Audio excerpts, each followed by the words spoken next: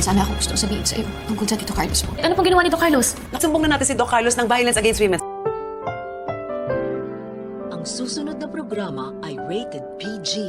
Ito ay nangangailangan ng patnubay at gabay ng magulang para sa mga batang manunood.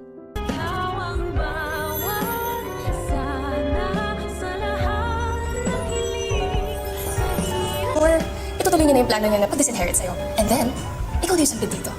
Matapos na ang ilang araw na pagbabakasyon nila Zoe at Moira, ay tuluyan na nga silang magbabalik ng Apex upang mag-report. At madadatnan pa nga ni Moira si Giselle na kausap ang investigador dahil may update na nga ang mga pulis sa sasakyan na ginamit ni Moira sa hideout. Kaya naman agad makikisabat si Moira sa kanilang dalawa upang maputol ang kanilang usapan. Samantala, si Justin naman ay makakatapat itong si Zoe at ipamumukha nito sa kanyang hilaw na pinsan na ang balak nga ni Lolo Pepe na pagtanggal sa kanya sa listahan ng mga tagapagmana nito. At ihanda na daw ni Zoe ang kanyang sarili dahil malapit na daw siyang mag-isampid sa Apex.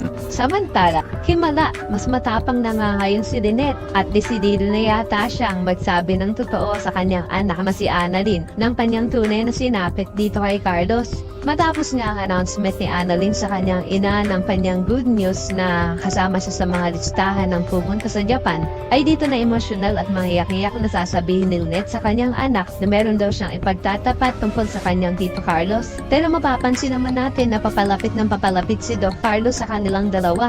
Kaya naman magawa pa nga kaya ni Lynette na maipagtapat sa kanyang anak ang tunay niyang sitwasyon. Sa kabilang banda, malakas talaga ang putob ni Diyosa na si Carlos ang may kagawan ng pasa sa braso nitong si Lynette. Kaya naman yayayain ni Diyosa si Lola Susan na pumunta na ng women's desk upang ireklamo si Doc Carlos ng physical injury. Pero pumayag naman kaya si Lola Susan na samahan si Diyosa na tumawag sa mga pulis. Yan ang dapat nating abangan. Kaya naman po isa ka rin sa mga umaasang sana matuloy ang pagsusumbong ni Lynette sa kanyang anak na si Annalyn patungkol sa ginawa sa kanya ni Carlos. Ay pakilike ang video na ito and don't forget to subscribe.